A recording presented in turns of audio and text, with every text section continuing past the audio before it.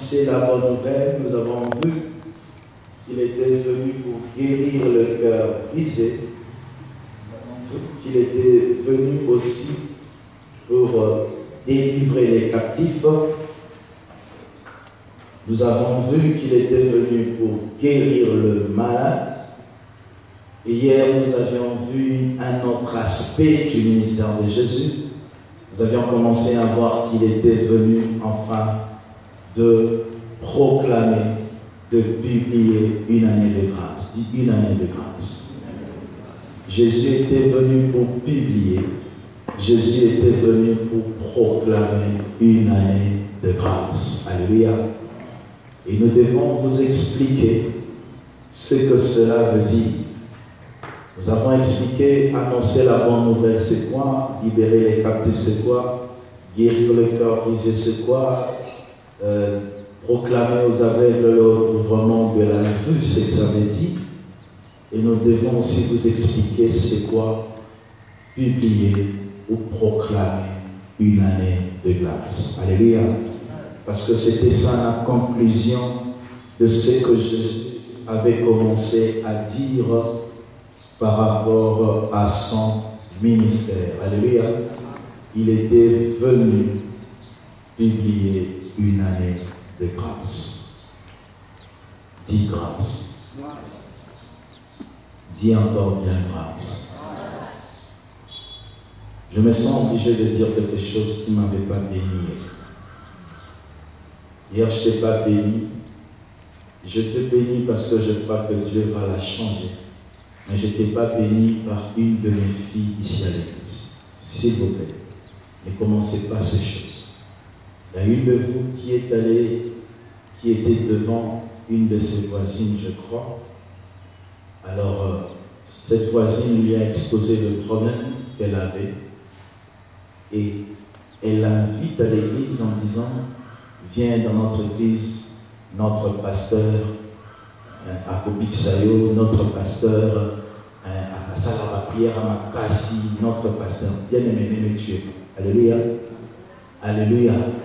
N'amenez pas cette médiocrité ici, ou dans vos maisons, au lieu de parler de Jésus, vous parlez du pasteur. La preuve que cette dame n'est pas venue aujourd'hui.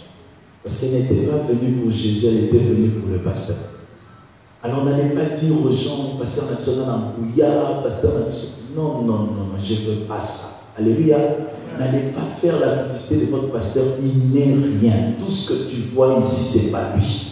Alors hier, quand cette dame m'a parlé, tu sens vraiment qu'elle est venue pour le pasteur. Non, non, je ne veux pas ça. C'est vrai que les gens viennent pour qu'on le bénisse. Alléluia.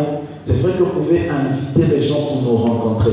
Mais ne leur dites pas que non, il y a qu'à l'église d'un biseau, pasteur Nambouya, à ça la prière à Makassi, à Kosumaya. Non, non, non. Et la preuve est que cette dame aujourd'hui n'est pas là. Elle marche d'église en église, elle cherche des solutions, mais présentez-lui Jésus. Quand vous dites aux gens, oui, à l'église d'un biseau, pasteur Nambouya, ça veut dire quoi?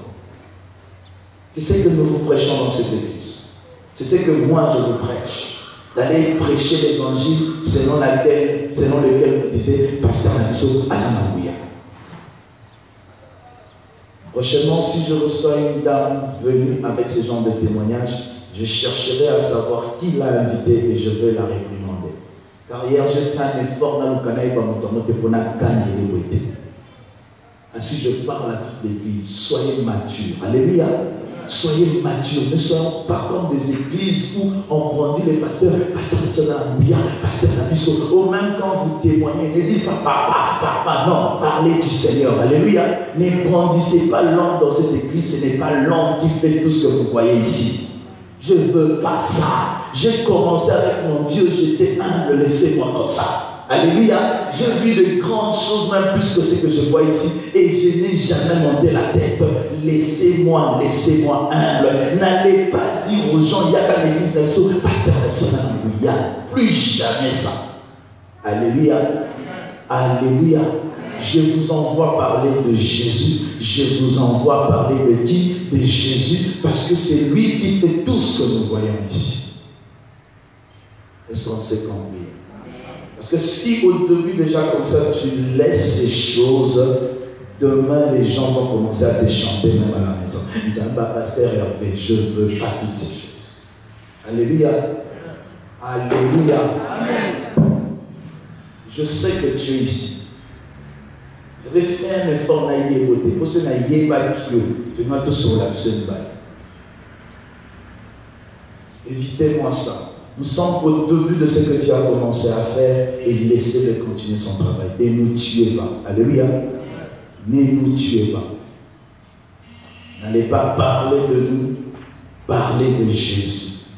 Alléluia. D'ailleurs, vous ne dites pas Amen. C'est la preuve que vous allez encore faire ces choses. Je n'étais pas du tout béni. Parce que ça, c'est ravir la gloire de mon Seigneur et me la donner. Je ne veux pas ça. N'allez pas dire aux gens, parce qu'il y a capté. Ne ravissez pas la gloire de Dieu. Alléluia. Laissez-le continuer son travail. Laissez-le faire ce qu'il fait. C'est lui qui est le Dieu de cette église. Et s'il veut bénir, il bénit son peuple selon sa souveraineté. Il n'est pas que par cet instrument que vous voyez. Alléluia. N'est-ce pas que nous prêchons, Seigneur, que Jésus continue son ministère en nous et par nous. Il continue selon ce qu'il a fait en nous et par nous. Beaucoup de gens se disent, mais pasteur, pourquoi tu dis ça comme ça? Je le dis parce que tous ces gens que vous voyez, maintenant en train d'être loués par leurs fidèles, ont commencé comme nous. Dieu est en train d'aller progressivement. Demain, vous verrez les grands miracles ici. Alors si déjà au début, on vous laisse déjà commencer à louer l'homme pour ce que Dieu fait, demain, vous allez commencer à chanter le pasteur. Et je ne peux pas permettre ça. Alléluia. Tous les malades qui sont guéris en ces lieux, c'est Jésus. Toutes les personnes qui sont bénies en ces lieux, c'est Jésus. Et quand vous sortez, vous trouvez quelqu'un dans la difficulté, dites-lui, viens dans notre église, Jésus est en train de travailler. Si tu vas seulement inviter, mais ce qui est idéal, c'est que tu prêches la parole. N'allez pas dire au pasteur Mathieu dans l'embrouillard, ce que vous voyez, Alléluia. Amen.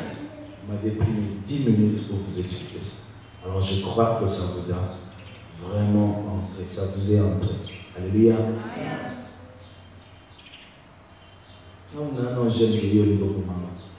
Je continue en bout d'Ada 20 ans de ministère. Ada 10 ans. Il y a eu des jours pour maman. On va amener sur ainsi. Quand je dis ça, toi, tu ne comprends pas, mais je sais ce que je dis. Alléluia. Voici. Je serai vraiment très rapide. Et que Dieu m'aide à dire ce qu'il faut. Nous sommes en train de vous expliquer aujourd'hui ceci. Que nous avons vu le ministère de Jésus. Et il a parlé de son ministère en Luc 4. Luc 4, verset 18 et le verset 19, il conclut. Il conclut en disant quelque chose qui, pour moi, s'il n'avait pas conclu comme ça allait être difficile pour l'homme de vivre ce ministère. Et quelle est la conclusion de Dieu?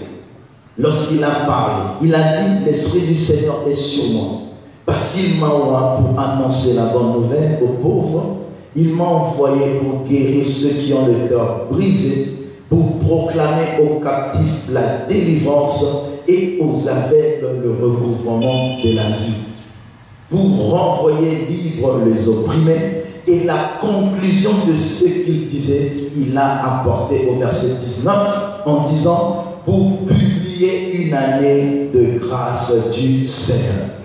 Quand il a tout cité, à la fin il dit que le Seigneur l'avait, Dieu l'avait aussi envoyé. Il est témoin, afin qu'il puisse publier une année de grâce. Dis une année de grâce. Alors nous voulons dire ce matin ceci, que tout ce que nous avons vu comme étant le ministère de Jésus, il a conclu cela en disant que nous allons bénéficier de tout ce qu'il a fait en nous et par nous, comme nous l'avons vu, par grâce. Dis par grâce. Tu vas prêcher l'évangile. Et le membre de ta famille et les gens seront sauvés par grâce. Tu vas guérir le malade par grâce. Alléluia. Tu vas sauver de vie par grâce. Et tout ce que nous vivons ce matin, ce 25 matin, nous les vivons parce que Jésus a publié une année de grâce.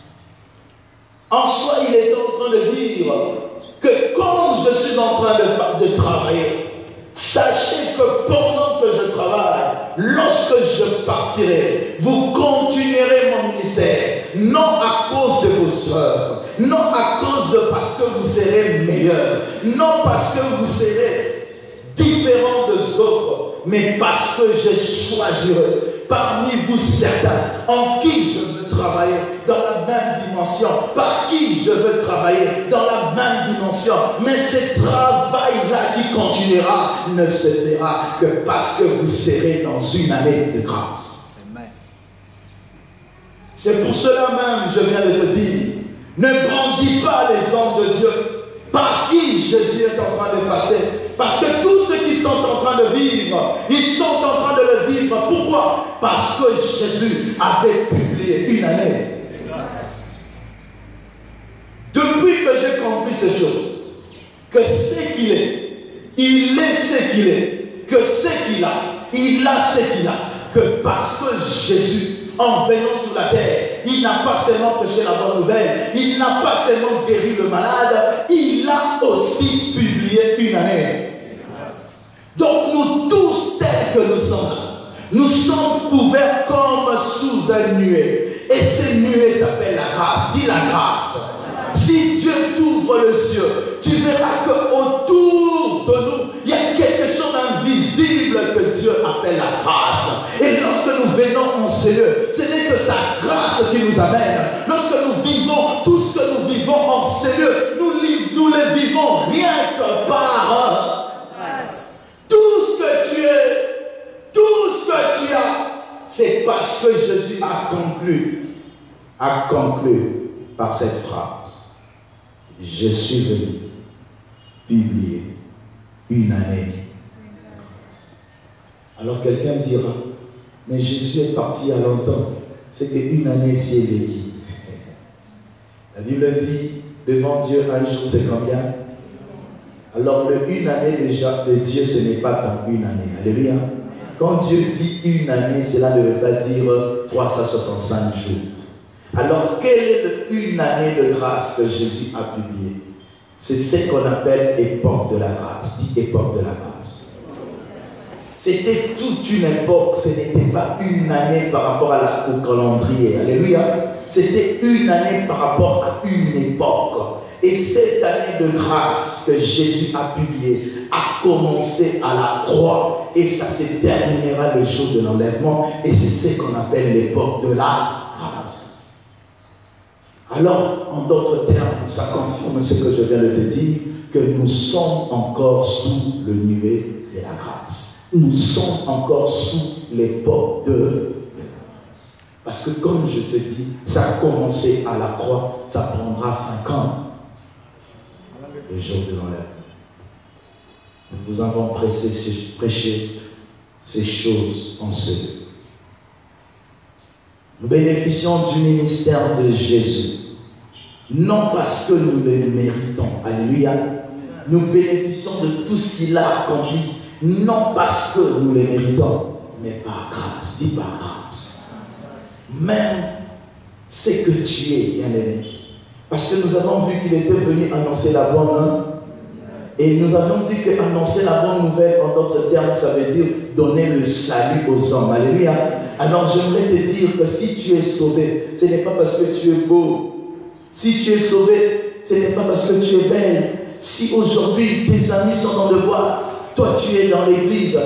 On nous dit si tes amis sont dans l'impudicité, toi tu es à l'église, bien aimé, c'est parce que tu n'es pas meilleur. Ce n'est pas parce que tu es meilleur. Ce n'est pas parce que tu es différent des autres. Dis grâce. Un enfant de Dieu qui ne reconnaît pas que tout ce qu'il a et tout ce qu'il est, il a et il est par grâce, il est dangereux. Dis dangereux. Parce qu'ils risquent de voler la gloire de Dieu, mais aussi de mépriser les autres. C'est pour cela qu'il y a des chrétiens qui n'ont pas la pensée de la grâce et qui ne marchent pas avec la pensée de la grâce, qui vilipendent les païens, qui dénigrent les païens, qui sont en train d'insulter les païens. Biso batanzambe, biso batuto yamba Yesu, biso batuto bamaka, totakula, nakobama nzambe, biso batuto kena l'église, neko, osala nini pozo ako, alléluia, osala nini poko maokomi, nasala nini pona koma ona komi. Ainsi, si tu ne reconnais pas que tout ce que tu es, que tout ce que tu as, tu l'es et tu l'as par grâce, tu es un dangereux spirituel. Dis un dangereux spirituel. Parce que celui qui ne reconnaît pas qu'il est la grâce de Dieu, qu'il a la grâce de Dieu, bien-aimé de Dieu, il est un danger. Pourquoi? Il risque même de voler aussi la gloire de Dieu. Alléluia. Il risque aussi de voler la gloire de Dieu. C'est pour cela que vous verrez un homme qui, par grâce, il a reçu l'onction de Dieu. Il commence à voir les gens comme des papiers. Alléluia. Un enfant qui a reçu la grâce d'être loin par Dieu, il commence à ne plus respecter ses parents. Un danger. Quand j'ai encadré les jeunes, j'ai vu les jeunes baptisés du Saint-Esprit. Ils ont commencé à prier, le malade était guéri. J'avais un fils, il était prêt d'invoquer la pluie temps. Ces choses sont bibliques. Je n'étais pas là pendant une période de saison sèche. Je les ai amenés en retraite. Moi, j'étais en retraite à l'Ufutoto et je les ai léchés chez moi. C'était pendant la saison sèche. C'était pendant le mois d'août, je crois. Ou le mois de avant juillet. Et c'était en pleine saison sèche. Et pendant qu'il priait, il y avait la gloire de Dieu. Et Dieu lui a parlé, il a oint. Enfin que tout ce qu'il demandait, il demandait, ah bon, non, c'est la lomite. Nous avons alors toi, les lamassos, ils ont la solomite, les petits. Et puis vous les mettez dans le quartier. Alors je leur disais, tout ce que vous voyez, soyez obéissants aux parents. Soyez humbles devant les hommes. Parce que Dieu te l'a donné par grâce. Tu n'as rien payé. Il y a des garçons loin du Saint-Esprit, mais impolis en Saint-Esprit. Il commence à dire à son père, non, pas, grâce. Tu es en train de jouer avec Dieu. Ainsi, je vous dis, celui qui ne comprend pas que tout ce qu'il a reçu, ce n'est que par la grâce. Bien-aimé de Dieu, c'est un danger de lui. Alléluia.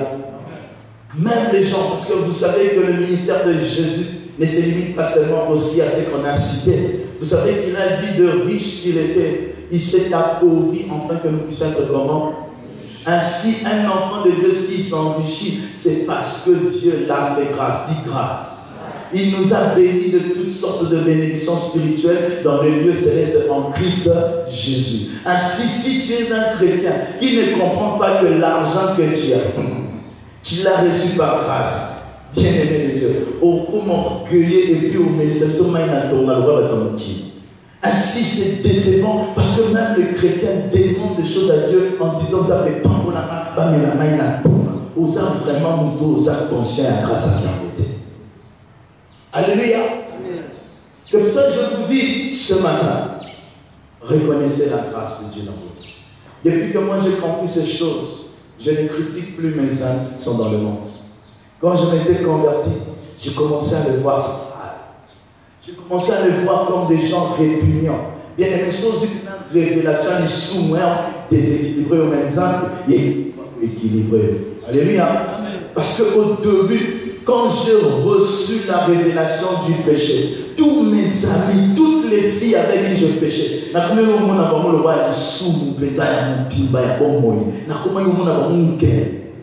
et après le Seigneur m'a dit, non, mais en fait, toi, dans cette génération-là, tu n'as eu que la grâce.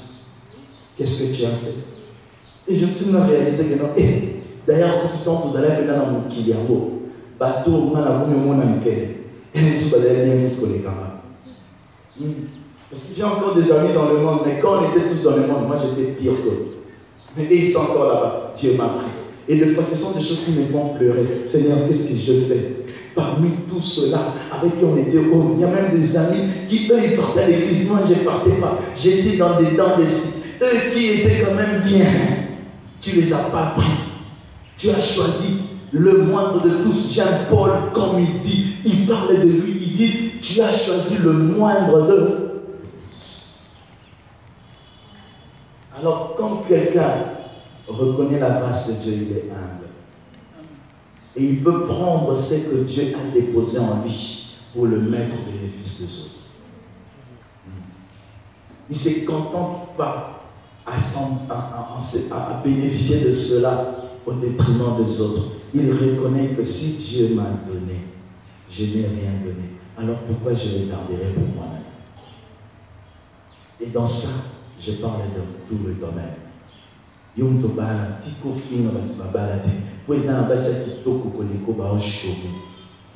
Alléluia.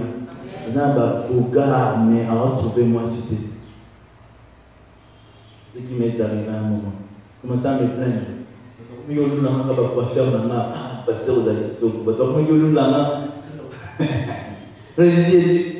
Alors ces gens-là ne me voient pas. Dis grâce. Dis grâce. Parce qu'à un moment, tu te rends compte que ta beauté ne sert plus à rien si la grâce de Dieu n'est pas. À un moment, tu te rends compte que ta carrière n'est plus rien. J'étais ivré. Dis la grâce. Voici. Wow. Que veut dire maintenant? Publier, proclamer une année de grâce du Seigneur. Dans le sens profond, je vais entrer en profondeur. Qu'est-ce que cela veut dire? Qu'est-ce que le Seigneur Jésus voulait dire par là? Quand il a déclaré que je suis venu publier une année de grâce du Seigneur. Voici. Avant la venue de Jésus-Christ sur la terre, quand nous vous avons expliqué dans notre introduction de ce séminaire que Jésus n'a pas commencé quand Marie l'a mise au monde. Alléluia. Il a bien commencé bien avant cela. Depuis la fondation du monde, il était là. Alléluia. Mais avant qu'il vienne sur la terre, il y avait une autre époque. Avant sa mort, le monde vivait dans une autre époque. Et cette époque était appelée l'époque de la loi. Dit époque de la loi. Les gens étaient sous la loi. Et au cours de cette époque, maintenant, c'était différent de ce que je viens de te dire. Qu'est-ce qui s'est passé dans cette époque-là? C'était que l'homme était sauvé par ses œuvres. Dit par ses œuvres. Car la Bible dit que la loi disait, si tu mets en pratique ces choses, tu seras sauvé par elle. C'est ce que Paul dit en Romains. Il dit que la loi, lisons-le pour bien vous l'expliquer, il dit que l'homme était sauvé par ses œuvres, dit ses œuvres. Mais quand Jésus est venu, il était venu afin de changer, que l'homme ne soit plus sauvé à cause de ses œuvres, mais par la grâce, dit par la grâce. Lisons et puis je vais vous expliquer en profondeur. Romains 10, 1 à 5. La Bible dit, frères, le vœu de mon cœur et ma prière à Dieu pour eux, c'est qu'ils soient sauvés. Là, il parle des enfants d'Israël. Je leur rends le témoignage qu'ils ont du zèle pour Dieu, mais sans intelligence. Il appelle le zèle des enfants d'Israël un zèle sans intelligence. Pourquoi? Parce qu'ils ne comprennent plus, qu'ils ne sont plus dans l'époque de la loi, où ils faisaient des efforts, où ils devaient être zélés pour être sauvés. Il continue en disant, ne connaissant pas la justice de Dieu et cherchant à établir leur propre justice, ils ne se sont pas soumis à la justice de Dieu. Car Christ est la fin de la loi pour la justification de ceux qui croient. Alléluia. Il est en train de parler des enfants d'Israël. Il dit, je veux vraiment qu'ils soient sauvés. Et je sais qu'ils ont du zèle. Mais leur zèle pour Dieu est sans intelligence. Pourquoi? Jusqu'à présent, ils ne comprennent pas que nous ne sommes pas toujours dans la loi. Ils cherchent à être justifiés comme selon la loi. Alléluia. Ils oublient que maintenant, la justice s'obtient par grâce au moyen de la foi. Et il est en train d'appeler leur zèle un zèle sans intelligence. Dis zèle sans intelligence. C'est quoi un zèle? Un zèle, c'est être...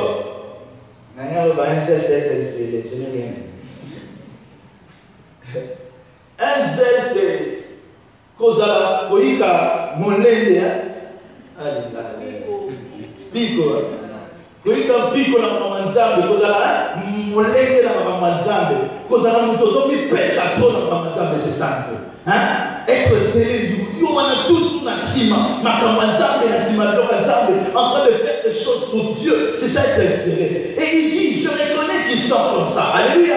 Mais seulement leur façon de se donner à Dieu est sans intelligence. Pourquoi? Ils ne comprennent pas dans quelle époque nous sommes. Nous ne sommes plus dans l'époque où c'est par les œuvres, c'est par les seuls humains que l'homme est justifié. Mais l'homme est justifié maintenant par grâce. Et j'aimerais dire à tout celui qui est ici, nous ne sommes plus dans la loi où l'homme devait être sauvé à cause de ce qu'il fait. À cause de ce qu'il fait. Il continue au verset 5. En effet, Moïse définit ainsi la justice qui vient de la loi. Comment Moïse définit maintenant la justice qui vient de la loi? Il dit ceci: l'homme qui mettra ces choses en pratique vivra par elle. C'est comme ça que la loi disait. Si tu mets en pratique ces choses, les choses c'est quoi? La loi, tu vivras par elle. Mais à notre époque, tu ne vis plus parce que tu mets en pratique certaines choses, mais tu vis parce que tu as la foi en Jésus. Alléluia.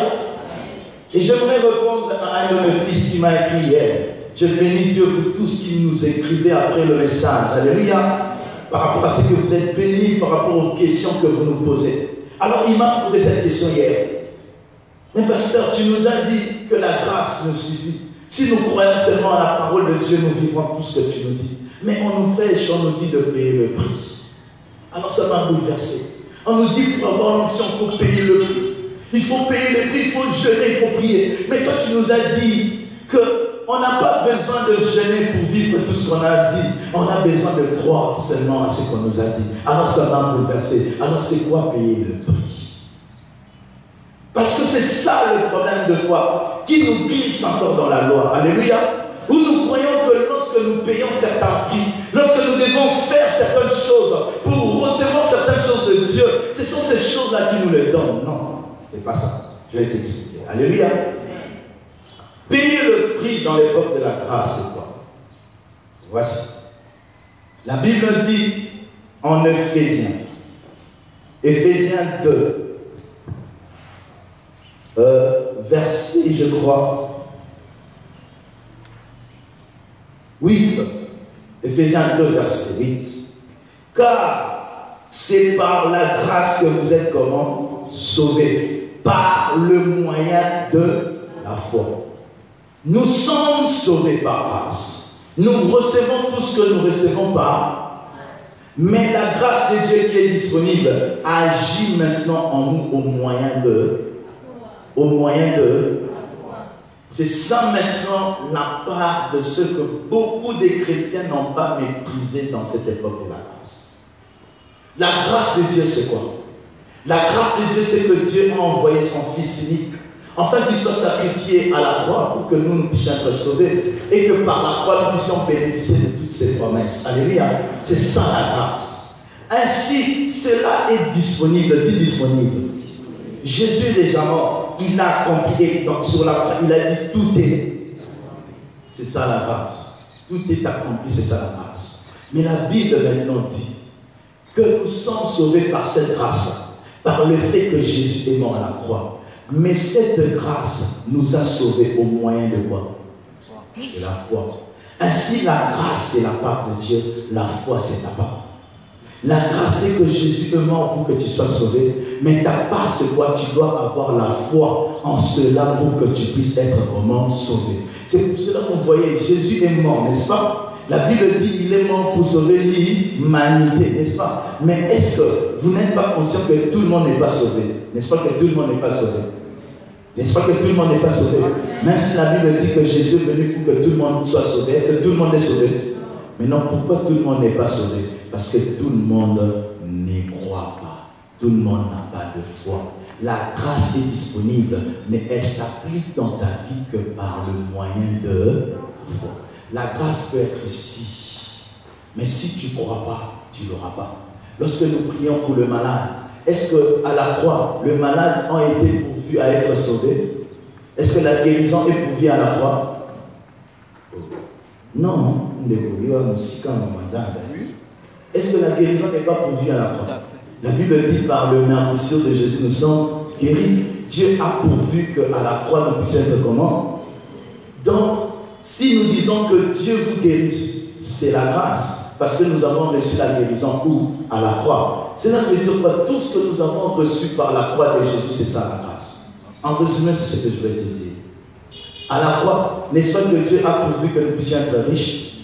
Il a dit de riche qu'il était, il s'est appauvri afin que nous puissions être comment? Ainsi, si nous venons nous déclarer cette parole, c'est ça la grâce. Nous déclarons que par le meurtrissure de Jésus, tous les malades sont guéris. C'est ça la grâce. Mais maintenant, pour que ça s'applique dans ta vie, ça entre dans ta vie par le moyen de... Maintenant, payer le prix, c'est quoi? Je crois que je vais me limiter là. Je vais continuer le reste de demain. Alléluia. La saute. Alléluia. Voici, c'est quoi payer le prix? Payer le prix, c'est ceci. Nous avons maintenant vu, nous venons de voir maintenant, que nous sommes sauvés par grâce, au moyen de... Nous avons maintenant vu ensemble avec vous, la foi maintenant sans les œuvres est une foi comment? Ainsi, payer le prix pour recevoir la grâce, ça s'applique lorsque tu appliques les œuvres de la foi, c'est ça, payer le prix. Lorsque je crois que Dieu oint, pour maintenant faire les œuvres de ma foi, qui croit que Dieu oint, je pars en retraite. Je paye le prix de ma foi qui m'amène en retraite. Parce que si je dis que j'ai la foi sans rien faire, je n'ai une foi comment? Ainsi, un vrai payer le prix, ce n'est pas que tu te bases sur ce que tu as fait pour recevoir, tu te bases sur la grâce, mais ce que tu fais pour recevoir, tu présentes ça à Dieu comme étant l'œuvre de ta foi, c'est ça payer le prix. Pourquoi? Si tu ne payes pas le prix de la foi, si tu ne fais rien pour montrer à Dieu ta foi est comment? Morte. Ainsi, payer le prix dans le corps de la grâce, ce sont les œuvres de la foi. Parce que si tu dis, la Bible dit, vous recevrez une puissance, le Saint-Esprit survenant sur... Alors, quelle est l'œuvre de ta foi? Ainsi, l'œuvre de ta foi, c'est quoi? Je crois au Dieu que cette parole est à moi. Donne-moi cela. Je pars à Mangué, Seigneur, au descente de cette montagne. J'aimerais vivre ce que tu m'as dit. Ainsi, je reçois la grâce par la foi. Mais monter à Mangué, c'est l'œuvre de ma foi. Ainsi, les hommes maintenant l'appellent payer le prix. Ce n'est qu'un langage humain. Un soi payer le prix, c'est quoi? C'est recevoir la grâce par la foi au moyen des œuvres de la foi.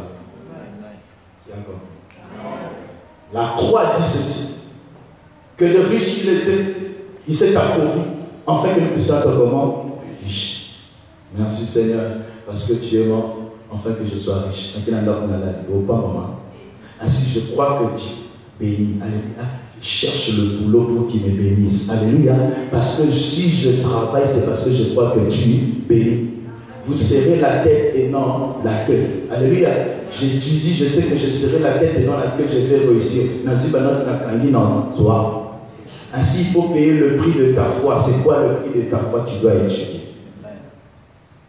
Ainsi, nous recevons la grâce par la foi, mais nos œuvres, maintenant, nous le présentons comme étant les œuvres de la foi pour que notre foi ne soit pas morte. Ainsi, bien aimé, quand on t'a prêché payer le prix, c'est un langage de prédicateur pour te dire que la foi sans les œuvres est une foi comment? Morte. Si tu crois que Dieu oint, tu dois aller prier, tu dois aller jeûner pour que tu puisses le recevoir, pour montrer à Dieu que tu crois qu'il oint. C'est ça que je vous dis toujours dans cette église, comment est-ce que moi j'étudiais? Quand j'étais étudiant, je disais toujours à Dieu, je crois que mon intelligence ne peut pas me donner la réussite. Alléluia. Je crois que c'est toi qui me donnes la réussite. Mais pour te prouver que je crois que tu vas me donner la réussite, je veux bosser. Je bossais comme un fou et je ne me contentais pas de la réussite qui vient de mon bossing, mais j'ai compté de la réussite qui venait de qui?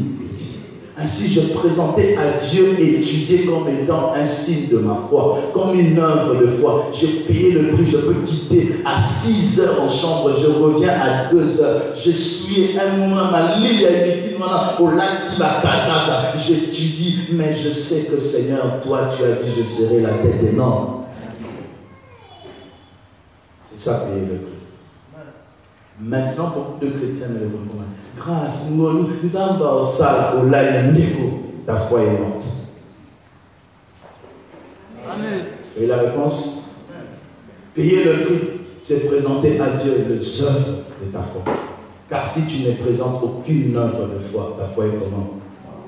Et vous tous qui croyez en tout ce que nous disons, allez payer le prix. Allez montrer à Dieu que vous croyez. Allez dans des retraites, allez prier, allez désirer cette onction. L'onction de notre papa, de notre pasteur, a été reçue par la prière de son père spirituel. Et il dit toujours, il a reçu comme un tremblant pour l'amener plus haut. Et jusqu'aujourd'hui, il garde cette onction. Pourquoi? Il a su la contenir. Tout ce que vous recevez, Josué, tout ce que vous recevez, Jean-Cy, si vous ne savez pas le contenir par la foi, ou vous allez dans des retraites pour dire à Dieu, nous croyons que nous aussi nous allons guérir le malade. Moi, nous bien-aimés de Dieu, nous sommes en train de prêcher dans les vies. Alléluia. Amen. La parole de Dieu, c'est complète. La parole de Dieu ne se contredit pas. Alléluia. Dieu nous a donné le salut par ce moyen de la foi. Et il a dit la foi sans les œuvres, tu vois comment? Ainsi, si tu crois que Dieu peut te bénir, alors il faut montrer les œuvres. Si tu crois que par exemple Dieu peut te bénir financièrement, quelles sont les œuvres que tu vas faire? Tu dois payer la dîme, tu dois donner ton enfant, tu dois soutenir l'œuvre de Dieu, tu dois soutenir les pauvres, tu dois payer, donner le monde et tout. Parce que la Bible dit à celui qui a donné, on donnera aussi. Alléluia. Si tu veux être béni financièrement, tu ne peux pas aller à Mangué et dire à Dieu, bénis-moi. Non. Ainsi maintenant, payer le prix est fonction de ce que tu attends. Grâce. Ce que tu attends de Dieu par grâce, Dieu a pourvu le prix que tu dois payer pour montrer ta foi. Alléluia. Ainsi, on ne paye pas le prix n'importe comment dans cette époque de la grâce. Tu ne peux pas vouloir être béni financièrement. Ok, Mangué. Dites-moi Amen. Amen. Parce que nous faisons trop de confusion. Nous n'avons pas mon âme, nous n'avons pas mon âme à dollar et à la poche. Ne vous. Il a dit donnez, il vous sera. Donnez, il vous sera. L'œuvre de la foi pour être béni financièrement, c'est l'œuvre de la foi pour être loin, c'est gêner. Ne faites pas de confusion.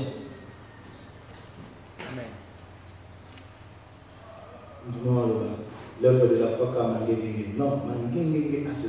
Tu peux aller à Mangengenge pour que tu sois payé financièrement, mais sauf que tu Mbappé sa pose.